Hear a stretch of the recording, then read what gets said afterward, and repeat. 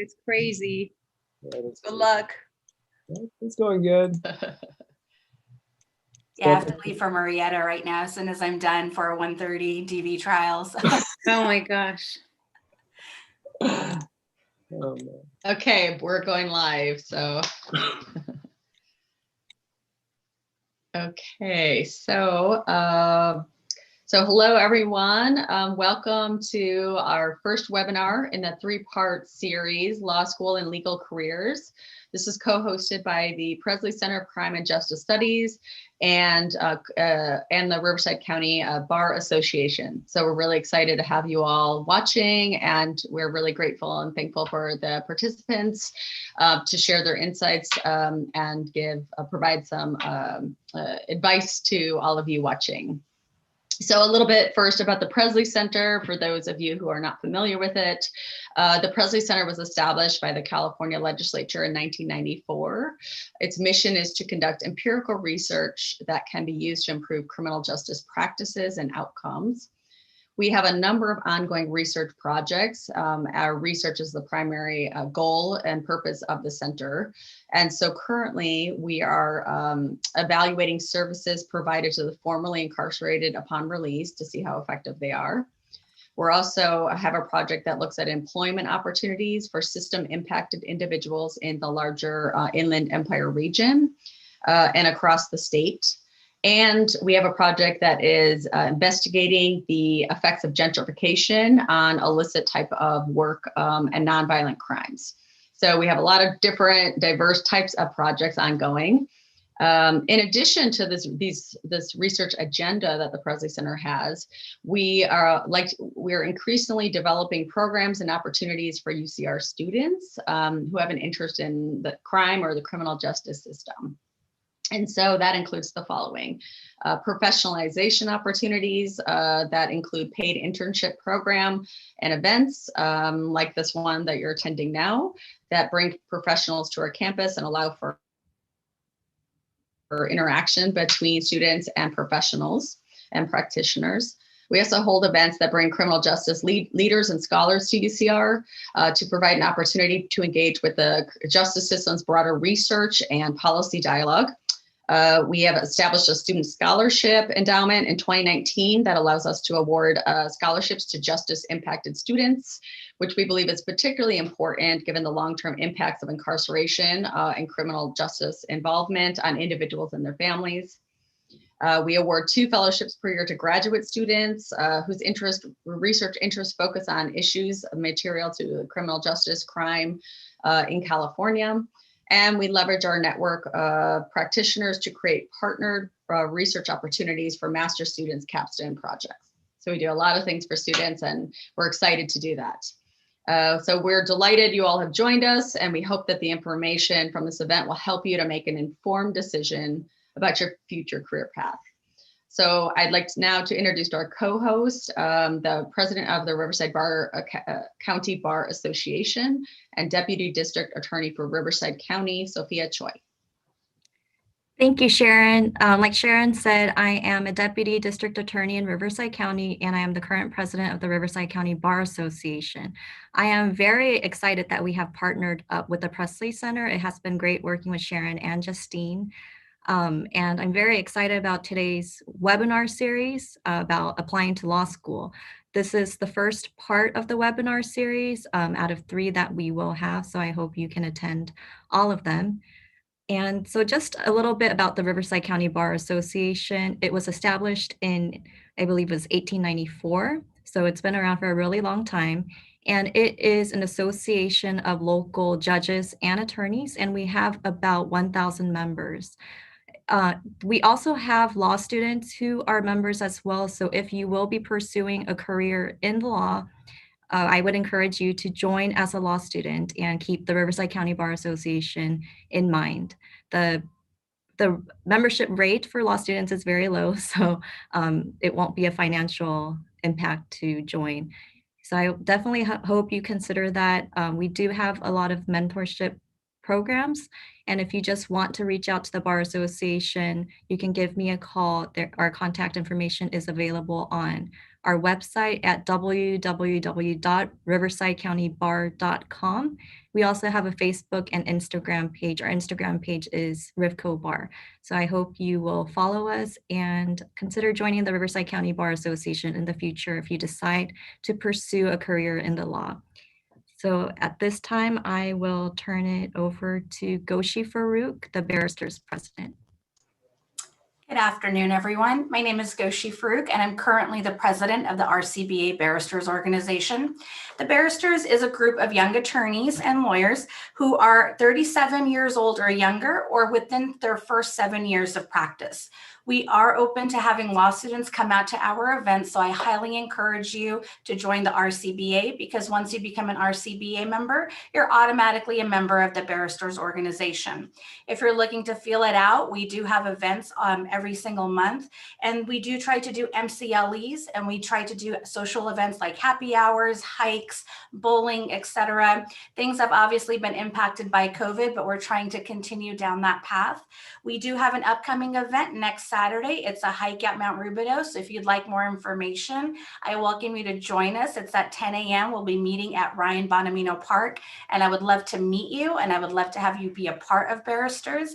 The great thing about Barristers, it's a great way to meet newer attorneys in the area, attorneys who don't practice your area of law, and get those connections and networking, but most importantly, to make friends who will be lifelong friends. So I welcome you all to participate and join, and I look forward to seeing you at one of our events. And thank you for having me today.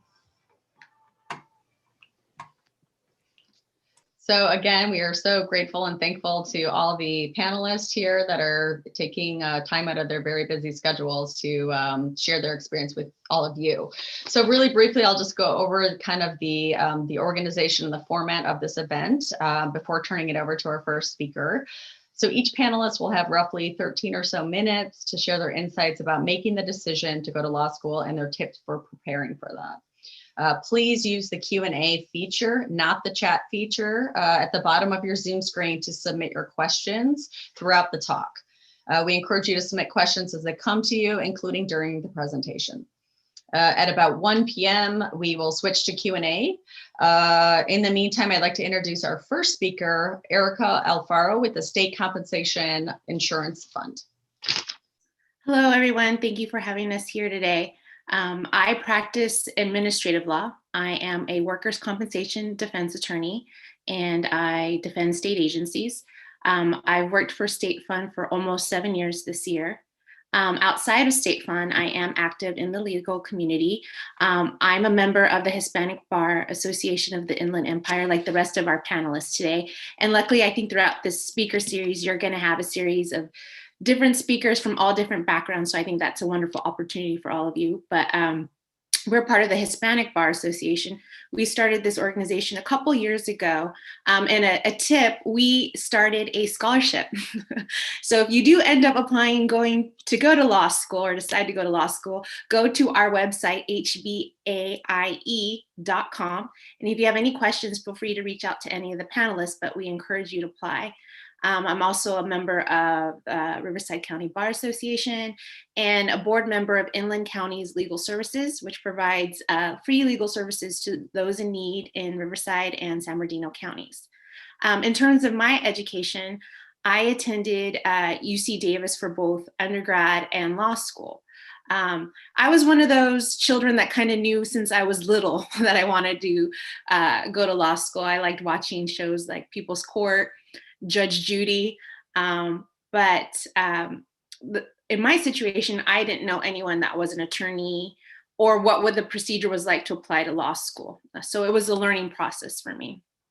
So I went to college at UC Davis, and when I went to college, I made sure to get involved in a pre-law student association that was closely connected to UC Davis Law. They share the same campus. So that was a fortunate for me in the sense that I was able to reach out because I had a resource right there.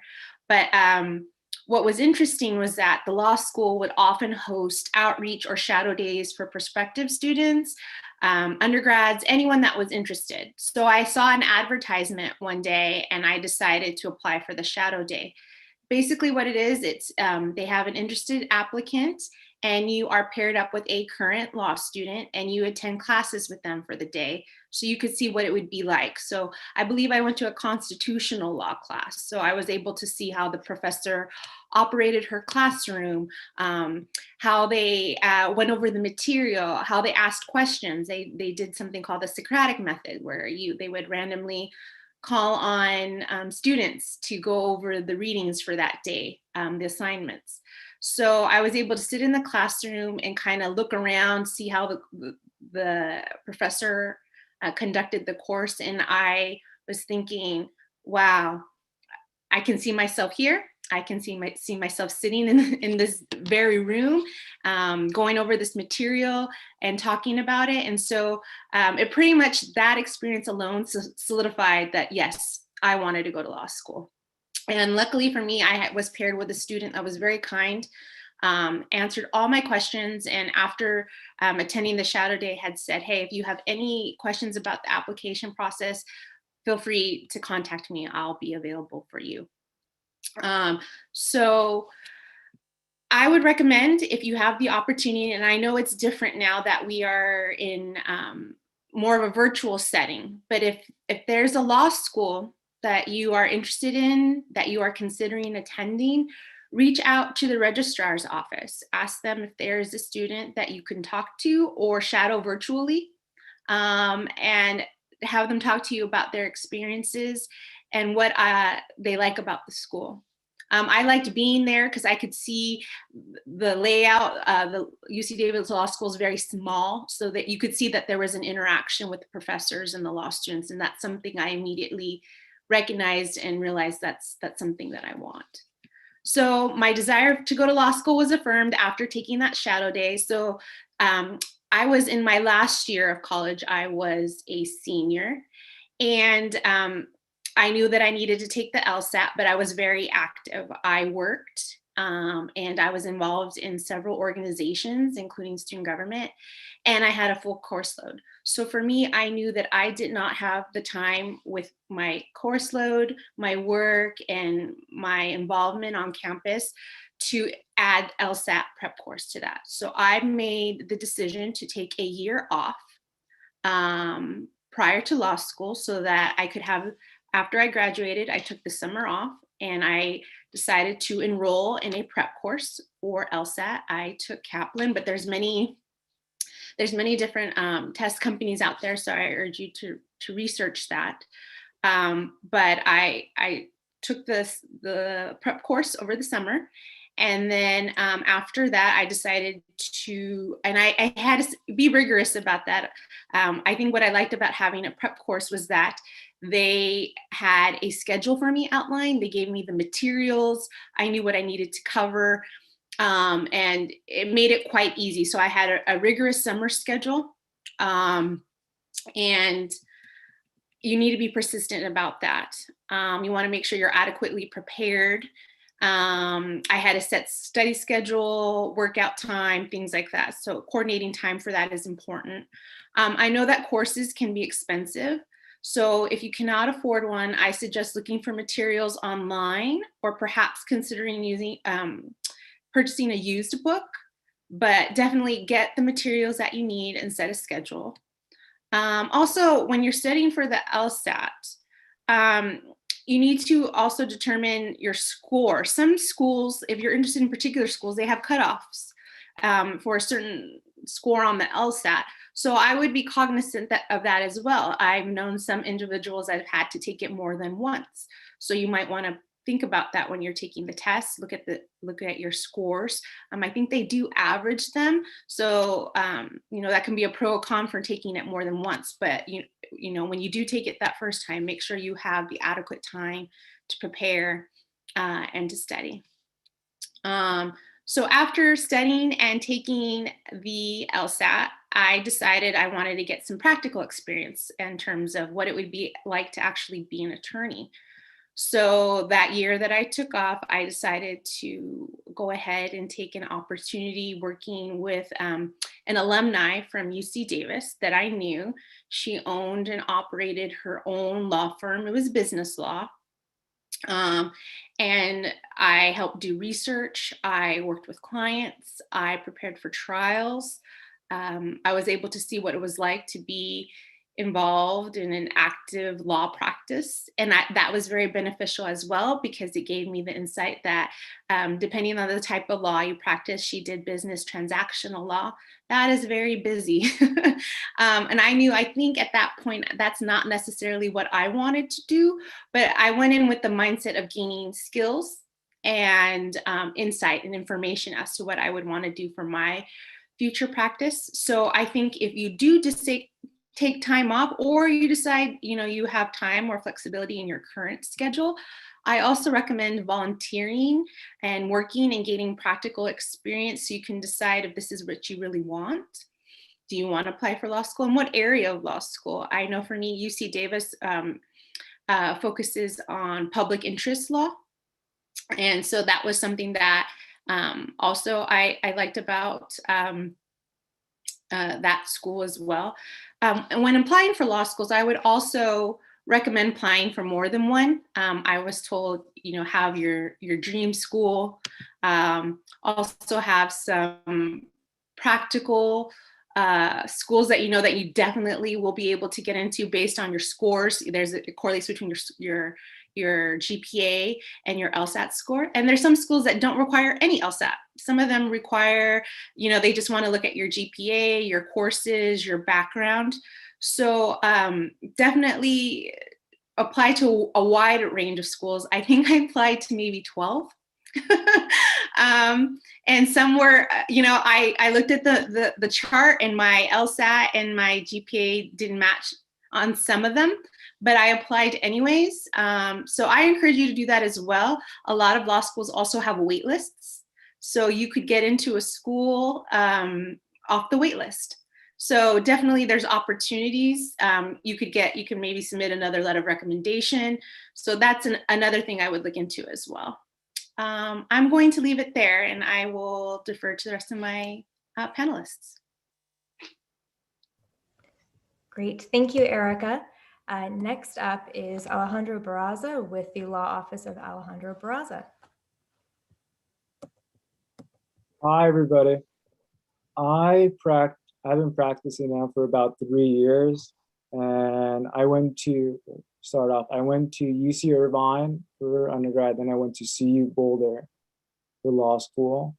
I have my own law office. About 75% of my practice is mental health. So I deal with individuals with schizophrenia, schizoaffective disorder, intellectual disability, and a range of severe mental health disorders, and when they touch our criminal justice system. This could be within the area of competency, or this could be with the area of mental health court, or with new laws passing, such as mental health court diversion last year. So it's a lot of fun, a lot of reading, a lot of talking to doctors and reading mental health reports. So my first tip isn't as much practical, it is have faith in yourself. I come from a home in which both of my parents are from Mexico. My mom's from a farm in Mexico, so she came over here and has been working about 20-hour days her entire life. So as an 18-year-old and then a 20-year-old, as an 18-year-old, I was scared to even ask her for $10 to go get a haircut. And so when I got in UC Irvine and I got a scholarship, that was really good. Unfortunately, when you go to law school, there's not very many scholarships available. So being the penny pincher that I was, I'm like, dude, there's no way I'm gonna pay $30K or $40K or go to another state and do that. But since I was a kid, that's all I wanted to do. When I was a little kid, I wanted to be the president, and then every president was a lawyer. So then I'm like, okay, I want to be a lawyer. And I kind of stuck with that until when I went to UC Irvine, and then I got my degree in criminology, law, and society. And I loved how the law intermingled with our social norms, and how as time goes on, our law kind of is a reflection of them. So then I'm like, okay, I want to be a lawyer, but I don't want to pay any money, which is not possible. So I was like, okay. And I went for 2 cycles. And my grades were amazing. I think I graduated with 4.0 from UC Irvine, but my LSAT was terrible. And I took prep, and I recommend you all taking prep, because even if you have an amazing resume and grades, unfortunately, or fortunately for some, the LSAT's a big factor. So I suggest you doing that. So I applied for 2 cycles. The first one, I'm like, you know what, I need to prep again. So I prepped again, and my LSAT was better. And I was kind of just running in circles of like, I need to study, and then I need to apply, and then I need to wait to get in. And I got into law schools, and I said to myself, Alex, have faith in yourself. You're going to go, you're going to succeed, you're going to be an attorney, and you're going to help people. And that's going to make me happy. I knew even then, when I was a little 23-year-old kid, I knew that was going to be okay. So my first suggestion is have faith in yourself. If you want to be an attorney, if you want to help others, or even if you just want to surround yourself with people that are reading and nerdy people, and it's cool. I suggest you have faith in yourself and know that if you work hard and if you're determined, you will meet people along the way that will reach out to you and help you. And I know everybody on this panel is there. And I know some of you maybe people that are knocking on people's doors, that waiting outside a counselor's office for hours because you want to learn more. Trust me, when you go to law school and when you become an attorney, there will be people knocking on your door. And all of us here on this panel are knocking on your door right now, letting you know you can do this, and we're here to help out. And it's something I wish I had. Probably I maybe should have done a better job of looking for it. Well, I should have. So just know that there are people out there that are willing and more than happy to help you out. You could go ahead and reach out to me. So moving on to talking about, so I applied a bunch of law schools, and I got into a couple here in California, and I got into CU Boulder. And my suggestion for all of you is to go visit your law school. Because I think I applied to Florida State. I literally applied like Erica everywhere. I'm like, see what happens. And I got into CU Boulder, I got into Hastings, and I got in a couple over here. And I'm like, I need to go visit them. And I visited the ones in California, and I visited CU Boulder. And I said, I could see myself living here for 3 years, or maybe staying there forever. Who knows? I didn't stay there. So I went there and I loved it. It was a beautiful state. People were super nice, like scary nice. And I liked it a lot. And I think for me, it fit the person that I am. So my suggestion for each and one of you is to go visit your law school. We have amazing law schools here in California, down in San Diego, up over here in LA County, Orange County, and up north. Go apply. Or even before applying, just go visit them. Talk to somebody on this panel that, like Erica went to UC Davis. Send an email, Erica, what'd you think about UC Davis? Do you know anyone there that I could talk to? You know, do not be scared to reach out to people and knock on their doors, because you may either get a lot of information that's super helpful, or they're gonna refer you to somebody. Like if you were to come to ask me about UC Davis, I would have been like, super cool school, but let me get you Erica's email. So go visit the law school in person, my suggestion. That way you could find out whether you could live in this city and live in that part of California and see how it feels being far away from your family, and then make that decision. And I 100% agree with Erica. Go work, volunteer. There's always organizations that are looking for individuals to go volunteer there. After I passed the exam, and when I was waiting for the exam, I volunteered at World Relief Southern California. It's an immigration nonprofit. I volunteered at Public Defenders in Colorado, Orange County, Riverside, San Diego. Then I was the San Diego Federal Defender. So I volunteered everywhere, and I met individuals that were helpful, and I figured out whether I liked that type of law. Because as an attorney, you could do like a multitude of things, workers' comp, criminal law. I'm doing criminal law and I do mental health, so it's own little specialty. You could do civil. There's like a million things about civil that I don't know about. So there's a lot of go volunteer, meet attorneys, and you will meet someone there that's going to help you out. And when you get to law schools, there's law schools that are going to ask you, oh, we're going to pay you so much money to go here. Make sure to keep all of those letters. That way, if you want to go to a different law school, you could ask them, you know what, I want to go here, but it's just easier for me to go there because they're offering more, like a scholarship to you. That way they all know, make them know your worth. Although there's millions of people applying to law school and hundreds of attorneys always getting licenses, know your worth and know that each and every one of you have something to bring in our field. And don't forget that. Don't feel like you're a stat. Make them know your worth. Okay. Just because they're the ones saying yes to you doesn't mean they get all the leverage. You want to make sure you go to the right place that fits you. That way you could become as a better person, a better scholar, and a better applicant. And let's see. Hopefully that's all I got. Okay, that's great. Thank you, Alejandro. Everybody, just great questions coming in. Make sure you use the Q&A feature, as Sharon said at the top of this presentation. At the bottom of your screen, keep them coming. When we do get to Q&A, we'll start with questions that are relate to sort of how to make the decision to apply to law school, how to prepare, since that's the focus of today's debate or presentation, not debate. And then we'll move on to questions that deal more with sort of day-to-day, what's it like. With that sort of reminder, I'd like to introduce David Rivera with the Law Office of David P. Rivera. Hello, everyone. Am I off mute? I am. Great. Okay. So as she said, my name is David Rivera. I do have my own practice. It focuses on business transactional law. And I am from the Inland Empire. I was born and raised here. I went to school locally at California State University, San Bernardino. I majored in administration with an accounting concentration.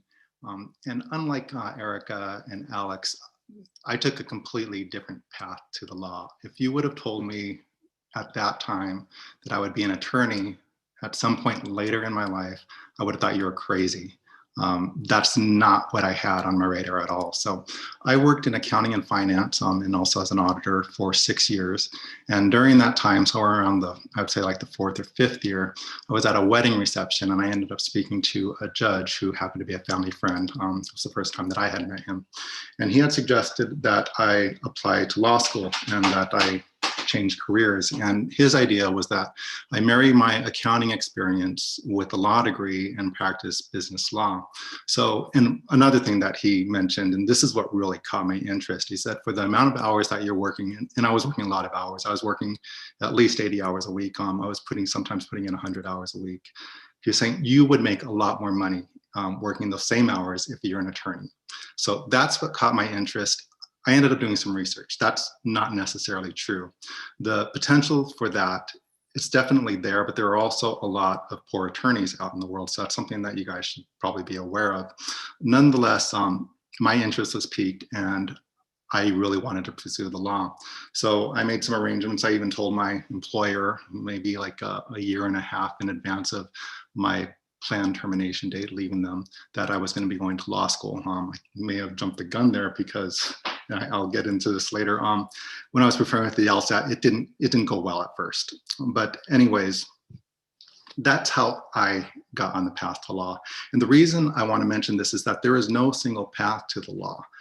You can study what you want in undergrad. And what I do suggest you do, though, is that you challenge yourself in the courses that you are going to be taking along the lines of reading comprehension, things that will improve your writing skills, your analytical skills, because those are not only going to help you in law school, they're also going to help you on the law school admissions test, which is the entrance exam that most of the law schools use to evaluate you as a candidate. So go ahead and focus on whatever you want to do in undergrad. Just try to keep up your reading comprehension, your analytical skills, your writing skills. It's important to keep up your GPA. Something else that you can do at this point in your education, if you do not have an established relationship with the professor yet, I urge you to go ahead and cultivate that relationship. And the reason why is that you are going to have letters of recommendation with your application. Usually it's 2 letters of recommendation. Some schools allow for more, but by and large, those letters of recommendation should be coming from your professors and any of your employers, because they can speak to your work ethic, how you've performed at work, how you've performed in the classroom, things of that nature. And that's something that law schools usually expect. So if you haven't cultivated those relationships yet, I urge you to do so. And I know that for many of you, that might be difficult right now. From what I understand, you guys have been learning remotely since March of last year. So whatever you can do to speak to your professors, if there's opportunities to participate in class, I urge you to do that, ask questions, even see how some of what you're learning might apply in life as you go ahead and pursue other employment. So things like that. I do also want to talk about what's in your law school application. Your law school application portfolio has a number of items. It's huge. There's going to be your academic transcripts, both from undergrad and high school, your LSAT score, letters of recommendation, like I mentioned before, also a personal statement. And I have more to say about your personal statement. Some schools allow for optional essays, usually why do you want to come to our particular law school? Some also offer or allow for diversity statements and then a resume. So, and if you happen to have any weaknesses in the application, I encourage you to include an addendum that explains that weakness. For example, if your GPA happens to be maybe on the low end, but you were working during putting yourself through undergrad, go ahead and mention that in an addendum, that you were working full time and that you try to focus on your studies as well, but that your GPA took a hit, or if you were involved in a sport, something like that. That explains any type of weakness in your application. So going back to your personal statement, the personal statement is really just a story about who you are, any challenges that and experiences that you've had to help form who you are and what you are going to bring into the classroom. A lot of people, what they try to do is they try to tie it into how they ended up on the path of law and why they want to go to law school. And there's nothing wrong with that. Some schools have specific instructions that actually tell you to do that. Others, that's not the case. And it doesn't have to be about your interest in the law. So it can be anything that you like. I really urge you to find something that really stands out, because this whole application process, it's really just distinguishing yourself, letting people know, letting the admissions committee know how you stand out against all of these other applicants, and that you are going to bring something unique into the classroom. And you may not realize it right now, but all of you are unique. All of you are going to bring something fantastic into the classroom. You just need to be able to communicate that in your application. So there are some do's and don'ts. Some of the schools will actually go ahead and publish what their recommendations are for what you should be putting in your personal statement. It should be a story about you, about how you grew, you changed your perspective. You can tie it into the law if you like, but like I said, you don't have to. But what you're really trying to do also is that you're trying to illustrate conclusions as to how you changed, how you grew, how you're going to bring something different to the classroom. And you want to illustrate those probably more than explicitly stating them. So just keep that in mind. And also, you just check out the school's websites as to what they recommend as to your personal statement. So that application, your portfolio, it's huge. One of the things, the organization that that administers the entrance exam, the LSAT, is the LSAC, and they have their website at lsac.org. There's a lot of great information about law schools, about the application process on there.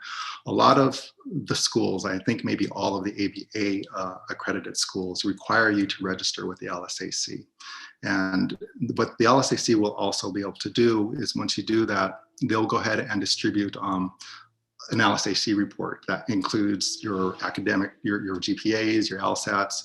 They'll go ahead and bundle your whole application and get it to those schools. I believe that they have applications, online applications for all of the ABA approved schools. So it makes the process of applying to schools easier. I do encourage you, and you're probably going to have to be required to do that depending on the schools that you're going to be applying to register with the LSAC. And it's not cheap. It's around $200. I think it's $195, and that registration lasts for 5 years.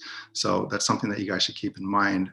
Also, register early with the LSAC. And the reason I say that is because getting your transcripts and your letters of recommendation processed by the LSAC, that can take time. It might take like 4 weeks sometimes.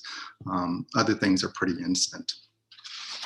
Okay, with respect to the LSAT, the LSAT is the only test that's accepted by all ABA accredited schools. So keep that in mind. And Erica mentioned that there are some schools that do not require the LSAT. That is true. I'm going to see if I can share a screen real fast. I don't know if this is going to work. So are we viewing something different here? Yeah, okay. So there are accredited and unaccredited schools. So that's basically the two main categories that schools fall into. So you have your unaccredited schools over here.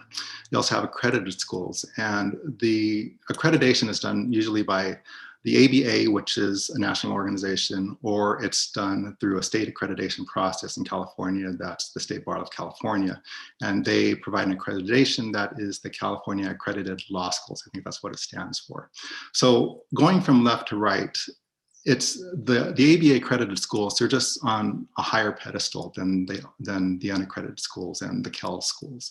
And you can go ahead and see here that this is true across the board for admission standards. It's higher to lower. The LSAT is required for ABA schools. For some Cal schools, it's mostly required. I think some opt not to use that. And then unaccredited schools are pretty much the same thing. And that's reflected in the tuition. Tuition is much higher at ABA accredited schools, and your career prospects are usually improved if you graduate from an ABA accredited school. It doesn't mean that Cal's accredited schools that they're not going to offer you anything. It's just that your career prospects are going to be probably going to be a little bit less, fewer. Also, with respect to ABA accredited schools, if you graduated from one of those schools, you can sit for the bar exam in any of the 50 states. So California and also any of the other states. JX stands for jurisdiction. If you were to go to a CALS accredited school, you can definitely sit for the California bar exam. I think there are only a handful, maybe 5 schools that would allow you to sit for their bar exams if you went to a CALS accredited school. And for unaccredited schools, that's just not the case. So that's something to keep in mind when you're applying to law schools. All right. A little bit more about the test. I don't know how much you guys know about the LSAT right now. Before COVID, I don't know how I'm doing on time here. Okay. We're a little ahead of schedule, so you're fine. Okay. Pre-COVID, there were 5 sections on the LSAT, each 35 minutes long. One of those was unscored, and what it consists of is it consisted of a reading comprehension section. They would give you 4 passages, 27 questions each. There was also a logical reasoning section, which was short arguments, a few statements, and then you had to reason out a question that they asked. That was 24 to 26 questions. There were actually 2 sections on that. And then there's an additional section, logic games. There were 4 games, 4 to 7 questions per game. That's also referred to as analytical reasoning. And then there was an unscored variable section that could have been any one of those types of questions, but it was just unscored. They were usually testing out future questions for future exams. There's also an unscored writing section. With COVID, the LSAC developed the LSAT Flex, and it's different. It is administered online, it's proctored online, and they cut it down to 3 sections, all of which are scored. So there are no unscored sections. So those sections are reading comprehension, logical reasoning, and logic games. And then this LSAT Flex is going to be available, I believe, until June of this year. And that's going to be changing a little bit come August in 2021.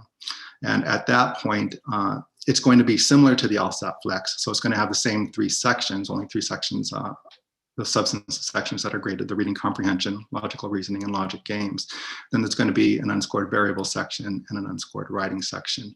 And this, they know that students want to plan ahead, and they have said that this type of exam is going to be available for approximately 2 to 3 years, at which point they might change it again. So just be aware of what is going to be tested on the LSAT. And just an example, like logical reasoning, I don't want to get on logic games because that will probably take a little bit more time, but logical reasoning, they'll give you a few statements and then you have to reason out an answer. An example might be like, all boys are mean, David is a boy, and then it might ask you questions to give you answers that you're supposed to select from. Maybe David likes blue or David likes to swim, but the obvious choice would be David is mean. So, and that's kind of what you're looking at. As to the LSAT, there you can repeat the exam. You can take it up to 3 times in a testing year right now. I took the LSAT twice. I ended up canceling my first score. I had a horrible experience during that testing session. The sections are supposed to be 35 minutes long, and the proctor, I think on the first section, she cut our time by 5 minutes, and she didn't even give us a warning. There were 2 girls who were crying. Some people didn't even come back. They just walked out. So what I ended up doing is I sat for the exam. I sat for the full exam just for the experience. I canceled it immediately, and then I re-registered and sat for it again. Some schools out there, if you weren't to cancel a score, some of them will take your highest score, and that's all that they'll concentrate on when they evaluate your application. Others are going to average your scores. So I didn't want my score average. I didn't think it was going to be a good score. And so I just canceled it and I re-registered it and retook it. As far as LSAT preparation,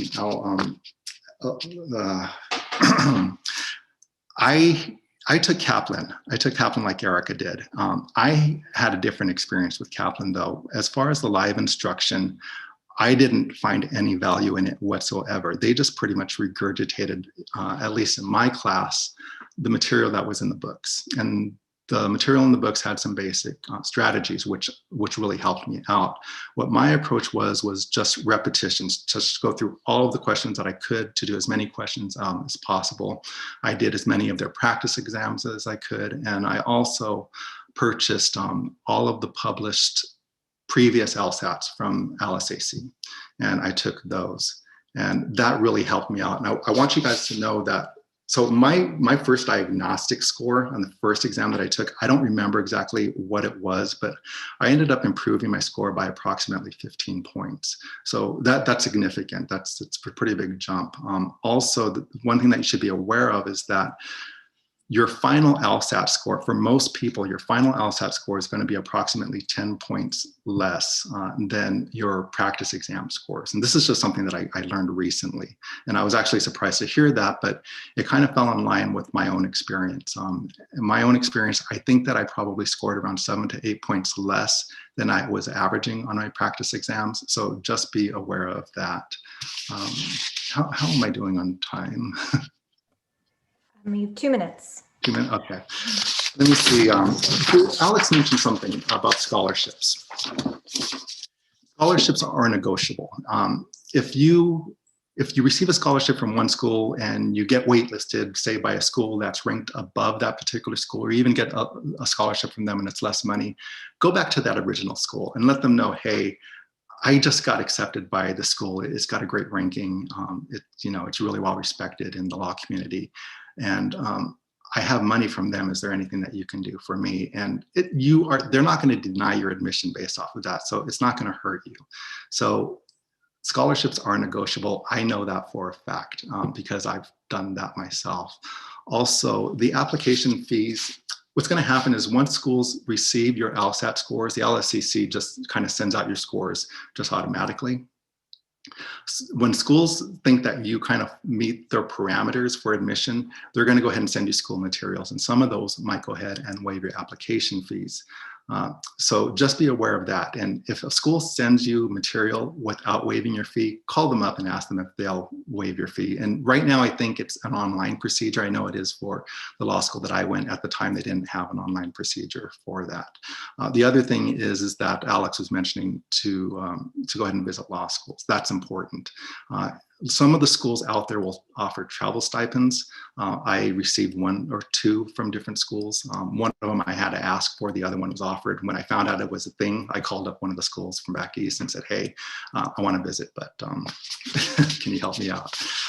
I also want to speak really quickly on underrepresented minority applicants. I know that there is a large ethnic and racial minority base in the student population at UCR. So this is a factor that law schools are going to consider in your application. And it might put you over the edge because it allows, it indicates that you're going to be bringing a different perspective into the classroom. And one of the things that you want to do is you want to be able to express how your heritage, how your background has shaped you and is going to enable you to bring a different perspective into the classroom. So this is really based on what the makeup is in the US population versus how it's reflected in the attorney ranks. So let me see if I can share this again.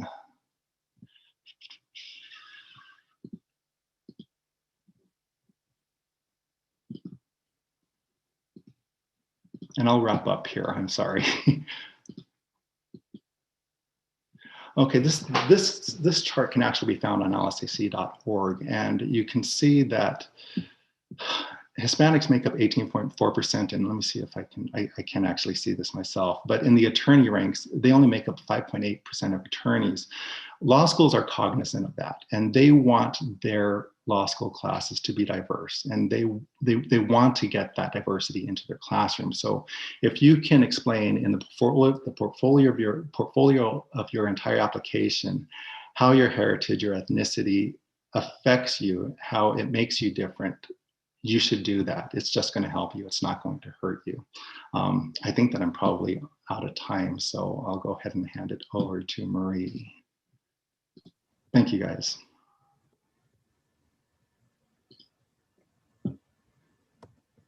Perfect. Thank you, David. We can circle back if anybody has questions about what he was just talking about. We can make sure to circle back during the Q&A. But now we'll hear from Marie Wood with Reed and Hellier. Hi, everyone. What David said. I mean, seriously, David, that was great, covering all the details about the LSAT. I think very, very helpful. My experience, well, let me start off. I'm an attorney and shareholder with Reed and Hellier. I practice business in real property, civil litigation, as well as immigration law. There was a question that I saw, can you practice different areas? Absolutely.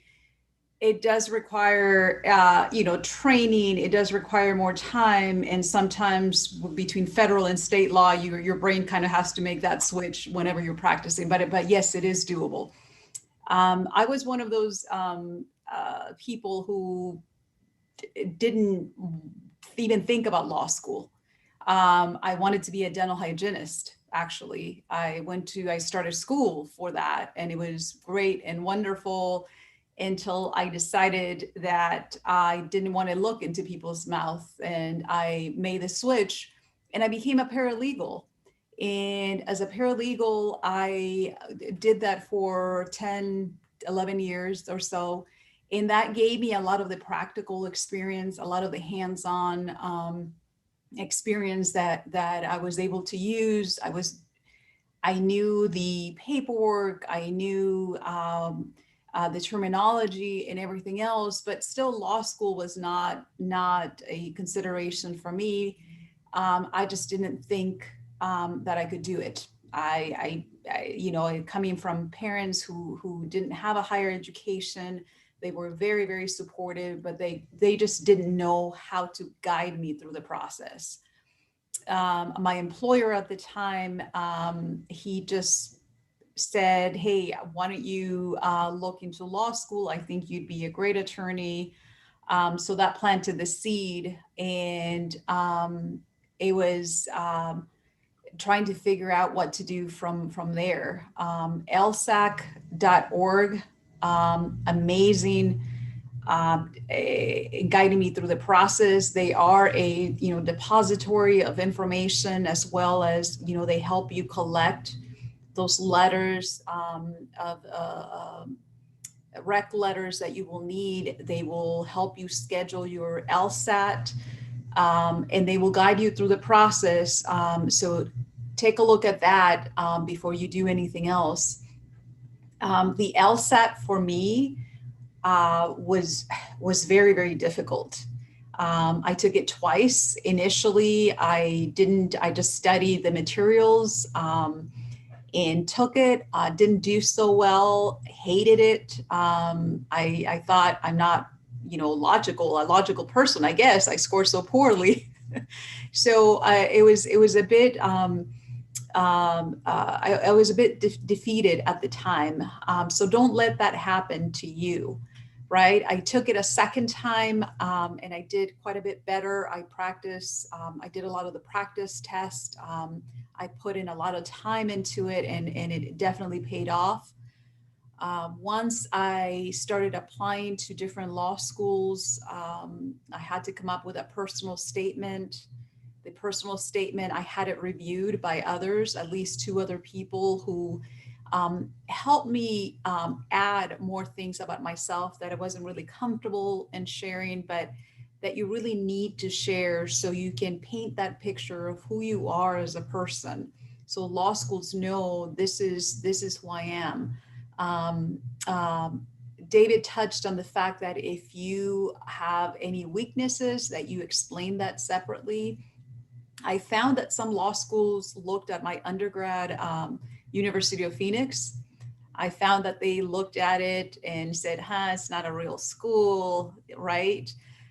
So I included an addendum, and I included the addendum to explain to them the reason why I didn't go to a traditional school was because I had to work. I had to support myself. And if anything, the fact that I completed my bachelor's degree, going to night school and working full time makes me a better student, and it will make me a better student for you, for your school as well.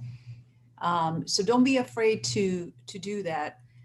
Do your research, ask questions, ask other lawyers, call the schools, Google what's the best way to go to school. Work on a timeline for yourself. You have to take into account the fact that you make the application, right? And then you have to wait for a response. I was accepted into a school in Jacksonville, Florida first, and I was ready to move to Florida to be able to do this. I paid the initial fee, or there's a fee that you pay in advance to reserve your spot at the school. I was on my way to go sign the lease on the apartment that I had decided to rent, when I received a notice of acceptance in a school in San Diego, which came just at the nick of time, and so I ended up staying in California. But I was willing to do that because I knew that there's ways to transfer back if needed. So I figured I will go to Florida for a year, then apply for a transfer back to California, and where my family is. In terms of tips of what else you can do, prepare for the LSAT, come up with a timeline, come up with a checklist where you write down everything that you need to do. It can be overwhelming, but don't feel that you are on your own. Everyone is willing to help. You just have to make that call. Be persistent. Once you get to the point of once you become a lawyer, it's a long road. You can go full time, and I think it's 2.5 years if you go full time, and you can finish law school, or 3 years or 4 years, depending on your schedule. Then you'll be able to decide at that time what practice area you want to focus on. For me, immigration was important because it's my background. I immigrated to this country. I went through the process. I wanted to help others, right? But business and real property litigation was what I needed to do to start paying off on my student loans. So now that when I was able to get back into immigration law, then that was a good thing. So you don't need to decide what practice areas you need to do or you plan on practicing now. This can wait until you're done with law school, until you start practicing. Make sure you have a support system. Have a strong support system if at all possible. If you can't have it at home and former instructors, teachers, then seek out others at the law school to assist you in the process. The process is grueling. Going to law school is unlike anything else that I have done, but it's doable. All of us here can tell you this is doable. You just have to have a plan to do it. And with that, I think that's all I have to share. I know there's quite a few questions, and maybe I can answer some of those as well. Great. Thank you, Marie. So we are going to move on to the Q&A portion of the event. We have just about 30 minutes. And as Marie said, there are a lot of questions. We're going to start with the ones that relate to sort of, again, how you make that decision to go to law school, what you can do to sort of improve your odds of being accepted to the school that you want, should you go that route. And then we're going to sort of pivot back to general experiences. And I should note that the panelists that we have today are not going to be the panelists that we have next week, or not next week, sorry, next month and the month after at our second and third events. So if you have questions specific for these panelists, please make sure that you enter them into the Q&A, and maybe let us know, specifically who you're directing your question to, if you want to talk to them directly. So starting off, one of our first questions was, is how prestigious the law school that you attend important to your future career prospects and things like that? And I'll put that to the group. I'll answer that. I'll provide an answer. It depends on what you want in the future. If you want to practice law at a top tier law firm in downtown LA, then some of those law firms do look at which schools you've attended. I know some law firms that will not even consider interviewing anyone unless they attended Harvard Law School, right? But for the majority of us who are going into either the public sector or are going into private practice, it's not, in my experience, the law school you attended is not as important as if you were going to the larger firms. I just want to say that I would agree with Marie. One thing that you should take into consideration, though, is so I went to an out-of-state school. As I said, I'm from California, and I had planned on returning to California. And one thing that was important to me was going to a school that was fairly well ranked, that had some national recognition, because in returning to California, I wanted employers to recognize the school that I had come from. There are fantastic schools out there that are regional schools that do well in finding their graduates employment in that specific regional area. There's a number of them in San Diego. I know there's a number of them throughout the rest of California. So they may not be as high ranked as some of the schools that you always hear about, but that doesn't mean that they're not going to enable you to achieve your goals. So just something to keep in mind.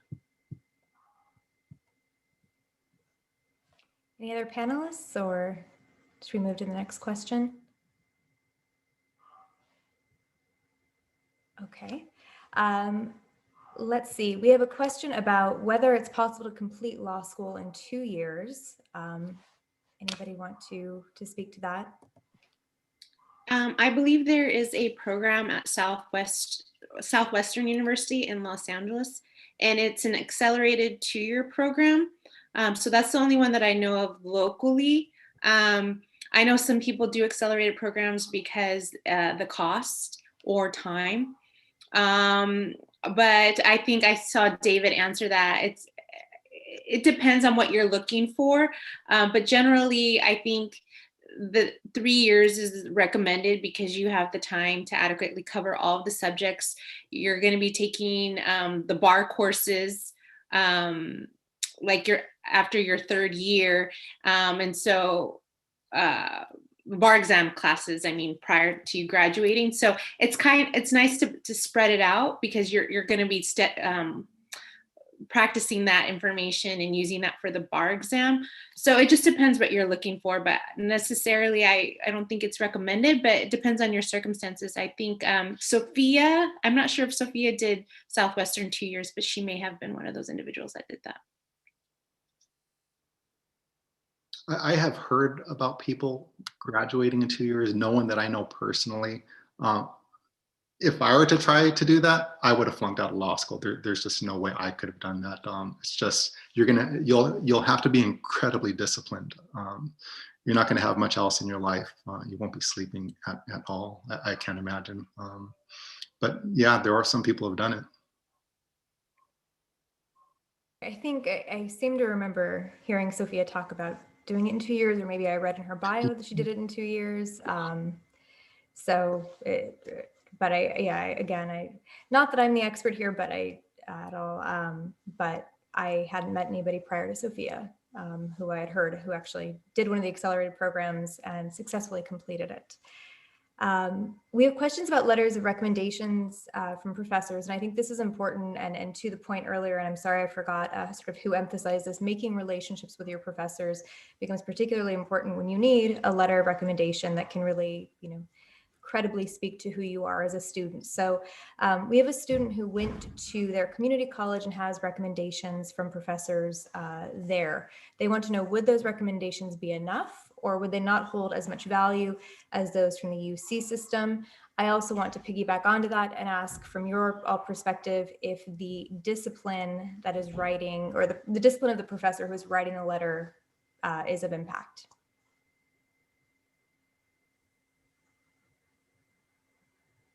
To answer your question first, I don't think the discipline of the professor who's going to be writing it is going to matter. I think it's more important that they be able to speak about the character of the person, what he has accomplished in class. So to answer that, I don't know that his name or her name was asking about the JC. If they can write you a fantastic letter, and please keep in mind, I am not an admissions consultant.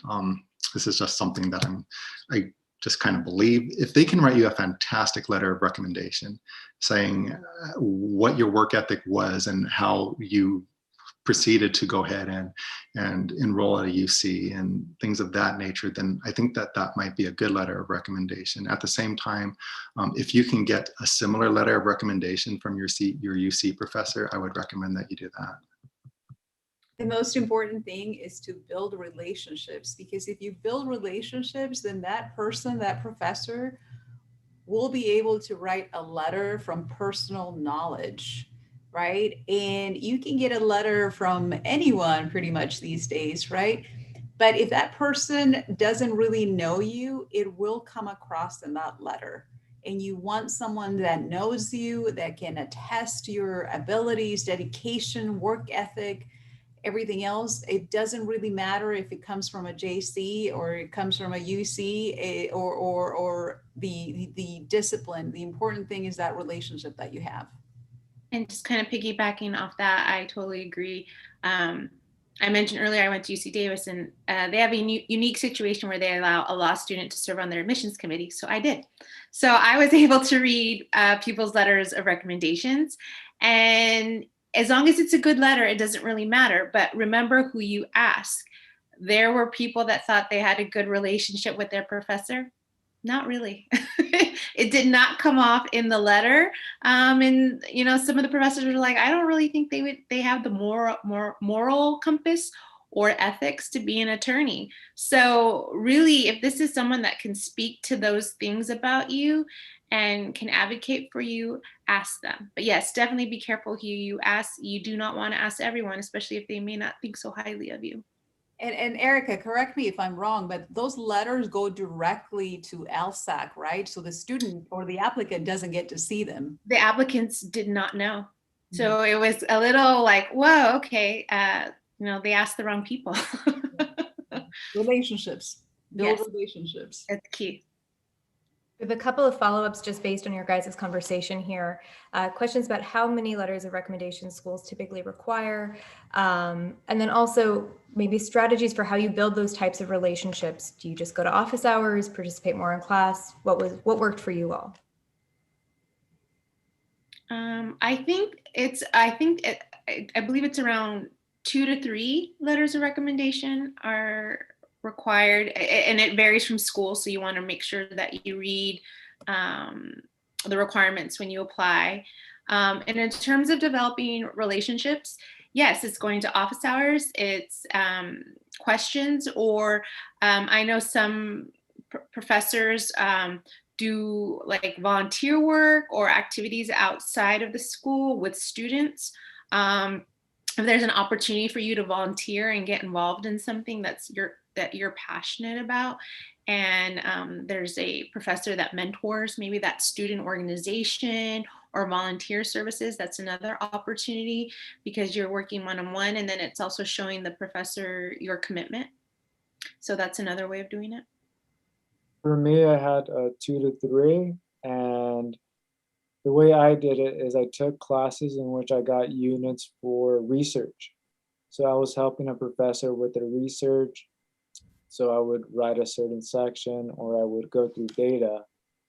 And that's how I developed a good relationship with them, because their research paper is big to them. So if you help them out and you make their life easy, and at the same time you're showing how effective of a writer you are, how attentive you are, trust me, when you ask them to write a letter of rec, they're going to be more than happy. And the last thing I want to add is really quality over quantity. Having said that, there are some schools that do set a number for how many letters they need. And there's a question in the chat about when should you be asking for these letters? Well, again, go to LSAC, lsac.org, and they start collecting all of those documents before you submit your applications to the various law schools. So once you register with them, you can start that process. And I believe there's an email that is sent to the writers of these letters. I don't recall exactly, or there's an email address that's provided. And at that time, they submit the letter directly to LSAC.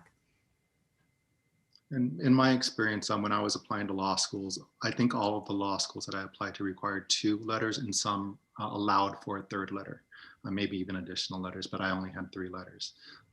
As to that relationship, building that relationship, the professor that I asked to write one of my letters, I just did extremely well in his class. And I also had a class schedule that I was just at school throughout the entire day, I think on Tuesdays and Thursdays. So I had some downtime, and I liked him. So I used to go visit him in his office, and he liked me. I used to sleep in his class sometimes. I remember one of the students complaining that I was sleeping. I used to sleep there, I don't know, 25% of the time. And he's like, well, when you get A's in my class, you can sleep too. So he happened to take a liking to me, and I liked him. So that was kind of easy for me. Great. So I'm just going to answer this question because I've had this told to me many times for graduate school. Maybe you guys can just quickly say yay or nay if this holds for law school as well. The question being, can letters also come from TAs? They're always better coming from professors, has been my experience. I don't know on the panel, I think they're weighted sort of more heavily or viewed more credibly as somebody who has sort of broader experience. Obviously, TAs can know you sometimes better than your professors because it's a smaller class size. sometimes the TA can help the professor write the letter. That's something you could talk to a TA about. But in my experience, I've always been told, professors first, TAs maybe for those secondary evaluations. I don't, maybe you guys all on the panel know, do they still, I know there are letters of recommendation, but there's also, I think, an opportunity to ask for sort of general evaluations where almost there's, questions of, how well prepared do you think this candidate is? And it's almost a scoring system. Am I making this up, or is this something ringing a bell with any of you? I don't recall that in my application process, but it might be exist today. I know that I've been asked it. So when I was TAing, just for you all to know, in terms of TAs versus professors, oftentimes if a student would come to me, I would say, it'd be better to come and go to the professor for the actual letter. But if you want, somebody to fill out this general evaluation, I would do that. So I would look on the LSAC website, because I think I know that I did it. Maybe it's not an option anymore, but I know I did it a couple of years back. I want to really quickly get to a couple more questions with respect to preparing for law school, and then jump into some questions about the LSAT and financially, paying for law school and sort of what that's like during and after. So with respect to internships and work experience and the application, how important do you all think it is to have relevant internship or work experience for your application? And, are there extracurriculars in particular that will help you stand out? I think in terms of what helps you stand out is if you just show a commitment. I think we had applicants from all different walks of life. People, this is their second or their third career. We've had people who were scientists. What I saw, if anything, you just want to show your commitment and where you would be an asset. So I think particularly law schools want to have a law school that's diverse in terms of people, like David was talking about, backgrounds and experiences, but also knowledge. So if you can highlight any area where you were a leader, whether it's in your courses, you helped your professor with their research, you volunteered, you worked, let's say you pay for all of your schooling by yourself and you don't do any loans or you don't have anyone to rely on. Those are things where people wouldn't necessarily, I think I read an applicant one time, they funded everything themselves. They worked full time and they also helped support their family.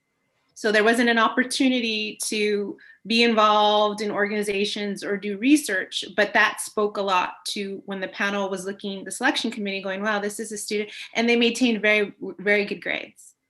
So being able to show wherever you've made sacrifices, where you have commitment, and let them see that wherever you can. So you may not be able to volunteer, but if you work really hard and you're working, an excessive amount of hours, but you're still doing very well in school, that speaks a lot to you. Sure, and to piggyback on that, Erica, let's be honest, schools want students who will succeed and make that school look good, right? Because if you come in prepared and you can tell them, hey, I'm a student that you want in your law school because I'm going to get through with good grades, I'm going to pass that bar exam, and it's going to reflect on your school, they definitely consider these things. So don't be shy in sharing who you are, the struggles that you have overcome, what makes you you, what makes you unique. Again, the example of University of Phoenix, for me, I knew that schools were looking down at that school, and the fact that that was the undergrad school that I attended. So I had to make my case, and I had to let them know that this is why you want me, right? Despite the fact that I attended this school that you don't like so much, this is why you want me. And don't be cocky, but just share all of that with with the schools to be able to stand out from the other applicants. Great. So then moving to the preparing for the LSAT, we have a lot of questions about the timing of sort of when should you start studying, when should you take it?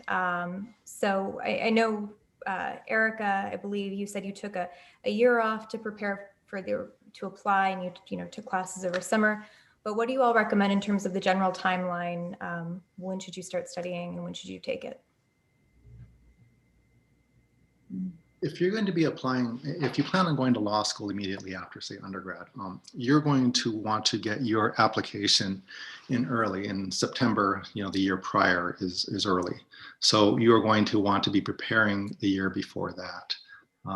So throughout your junior year, I guess that would be preparing for the LSAT, getting all of your letters of recom in, working on your personal statement. It's something that I don't know if we mentioned. Give yourself time to work on your personal statement, a lot of time. That way you can go ahead and cleanse your palate, walk away from it, come back to it, and take another look at it. I had to completely rewrite my personal statement based on one of the people that I asked to review it. He told me that, he called me into his office. He told me, David, and I don't mean to be getting off the subject here, but he told me, David, you're going to be an excellent attorney. And I was like, what's he talking about? He said, because I don't know what the hell you're talking about. So I just had to rework from scratch. But yeah. Sorry. Going up on the personal statement, I had a professor of mine that I would pass her drafts. I passed her drafts of my personal statement and said, what do you think? And so, yeah, she gave me comments. And I think one of the main things was let them know who you are, what you've gone through, what your experiences are. But if you have someone trusted, like a mentor, pass it by them. See what they think. So I had a really good relationship with my professor that I felt comfortable. She would let me come to her home. You know, I don't know how many people have people relationships like that, but I was able to do that. And I felt comfortable, you know, showing her my personal statement. Someone who's going to tell you, this is not you, rewrite this thing. This is not you. You need to shine. You need to come across those words.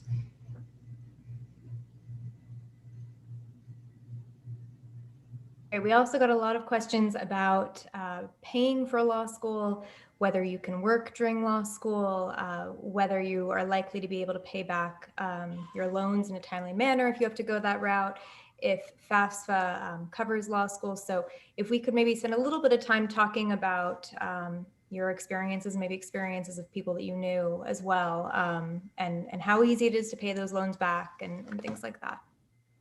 Law school is very expensive, but it's doable.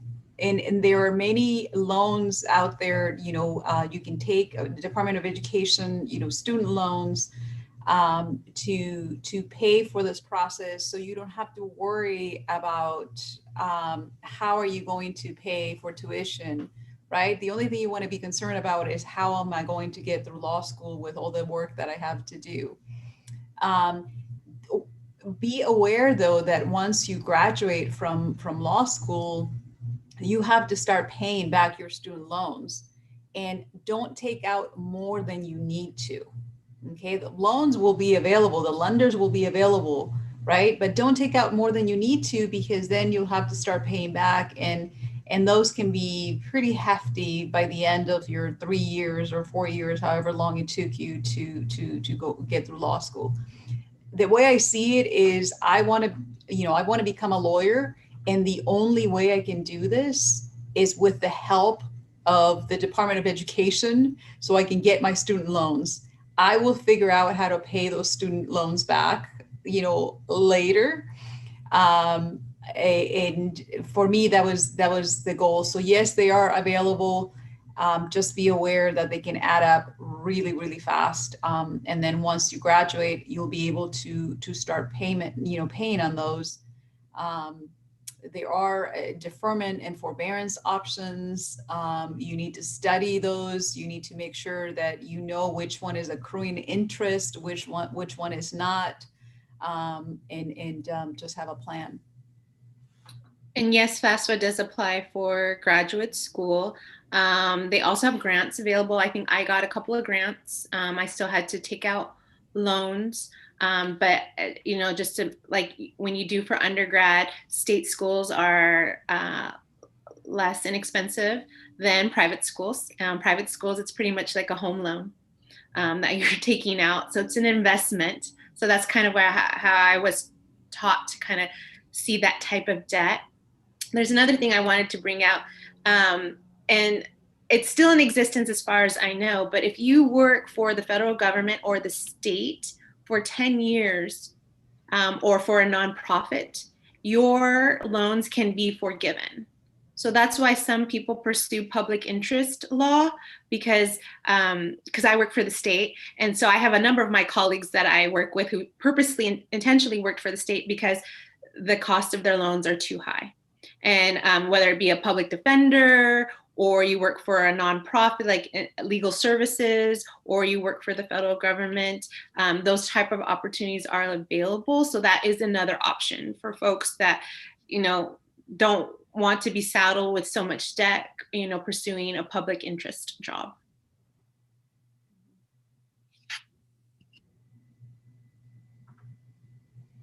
Great. We had one question, and just because, again, sort of relates to the financial aspect about can they expect to have a job right after law school? Do you start right away? And maybe if you guys can speak to, there's been a lot of coverage of the job market for recently graduated law students. So if you could speak a little bit to maybe what you've seen recently in terms of career prospects and how likely it is that they'll have a job right away.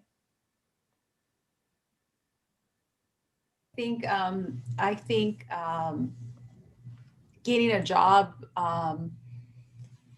is doable right out of law school. The barrier that I have seen just from interviewing applicants, it seems to me that most students right out of law school, as soon as they pass the bar, they anticipate that they're going to be receiving income, a really high income.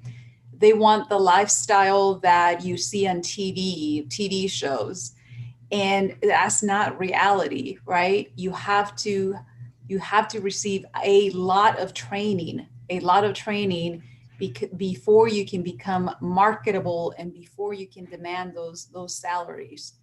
The market is good for lawyers, despite the fact that California has over 300,000 active attorneys, I believe. Yes, this is doable. Just keep in mind that you're not going to be making a ton of money right out of law school, unless you are maybe at the large firms in downtown LA or San Diego.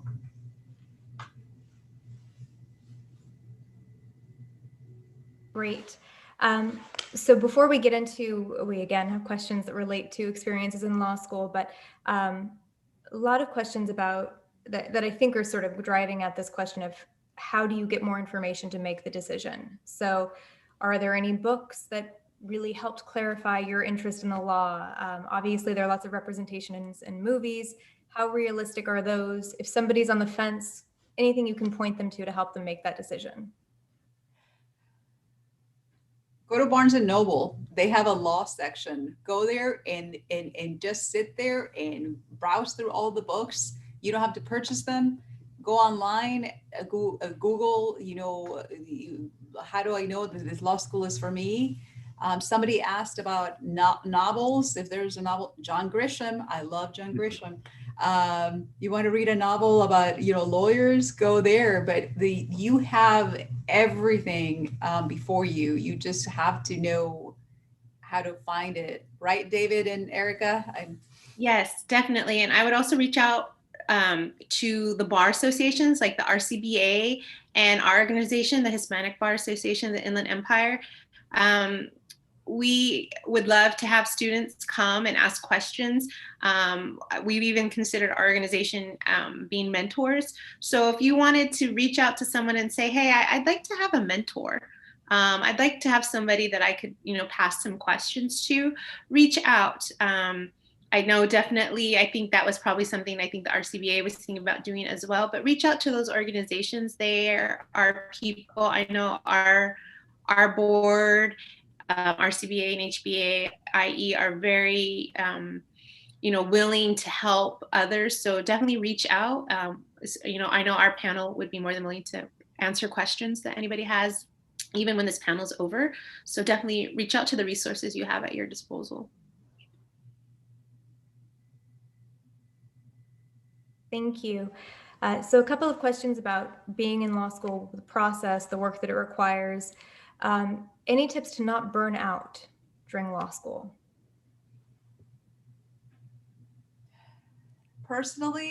Personally, I made it a goal to eat well, eat healthy, and exercise every day. I was putting in the time. This is for me, it wasn't 8 hours. It was, 10, 12-hour days to make sure that not only I got my homework done, but that I also understood what I was reading. It was that important. I considered myself, to be an older student when I started law school in my early 30s, when everyone else was in their early 20s. Early 20s, I mean, generally speaking, you want to enjoy life. You want to have more fun. There's not a lot of room for that when you're in law school. If you want to be successful, you have to put in the time, but you also have to take care of yourself. Speaking about John Grisham, I used to always keep one of his novels handy just to give my brain a break from all the all the other stuff that I was reading. And it was, for me, it was good to be able to do this. I used to go to the movies by myself. I got weird looks. I didn't care. But give yourself a break. And the best way to do so is make sure you're eating healthy, you are exercising, and you are sleeping well. You have to do this. I recommend having a support network.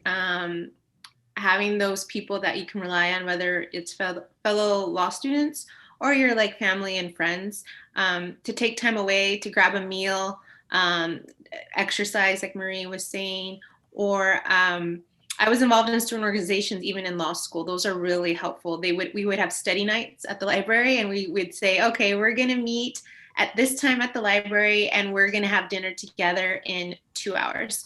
Let's go, let's time ourselves. So we would do things like that. So definitely taking time out, like Marie was saying, to have a breather, whether it's watching a movie, getting a bite to eat, taking a walk, and having your classmates you can rely on. I think I remember one time I got the flu and I had to miss class for like a couple days. Luckily I had my colleagues in class with me.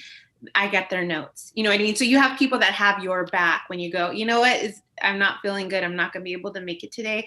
And you have people that you can rely on. That makes it, even better. It was kind of the same for me. Exercise definitely, although I think during the second year, I took a break from exercise, even though the first year it's excruciating. Just make sure you make some personal time for yourself, whether it's spending time with your classmates, if you happen to be near friends and family from before law school, and go ahead and reach out to them also. I did do some leisure reading like Marie, but it was usually during break or at the very beginning of a semester, finishing up books. Like in the middle and certainly at the end, I wasn't leisure reading. I would watch some movies here and there. I was a non-traditional student also, like Marie, so I didn't tend to go to as many parties as some of my classmates, just some alone time. So, but just make sure to take care of yourself. And what Marie said about sleeping, that's very important. I went to Notre Dame. That's in Indiana, and I moved in a suitcase, shipped my truck out there, and I didn't have a bed for, I think, a month and a half, and I thought I was fine. So I was just sleeping on the floor. I was studying on the floor if I wasn't in the library. And I didn't realize how much a difference a bed made until I went out and purchased one. I think I slept for 5 hours that night, and I felt like I slept for 10. I mean, it was just like, wow. So yeah, sleep, get some rest. So we have many, many questions that are still unanswered, and unfortunately will have to remain that way because we are almost at time. But if students are interested in getting in contact with you for follow-up questions, is that something that as panelists you'd be willing to entertain? And if so, how should we, go about encouraging them to do that? For me, absolutely. Justine has my email address. I'll go ahead and send her my phone number as well, although I think she has that. And you guys can go ahead and contact me. If you happen to call me, chances are I won't answer it immediately. I tend not to answer phone numbers from California that I don't recognize. Most of my business comes from Arizona. Those are the calls that I pick up, even if I don't recognize. So just leave a voicemail and I will absolutely get back to you, either that or email. So we can, sorry, go ahead, Erica. Yes, I'm fine with also email. And if anyone has like LinkedIn websites, you can message me on there as well. So either or email or LinkedIn, I'm happy to be a resource.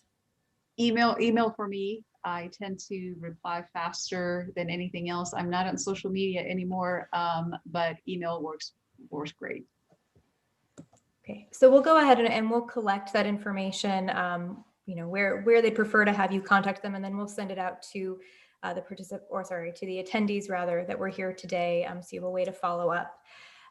With that said, we do encourage you to come to our next two events. While these are standalone events, our intention really was to give you this full picture from, you know, making the decision to go to law school, to going to law school, what that's like, and then to the day-to-day of what you can expect as an attorney. So our next event is on April 7th. And then our final event is on May 5th. You'll be receiving follow-up information about these, but we do encourage you, as I said, to attend all of them. So with that, thank you to our panelists. Lots of thanks in the Q&A here and also on YouTube. Quite a few people watching on YouTube as well in the comment section. So we, again, appreciate you for taking time out of your schedules to join us and for sharing your expertise.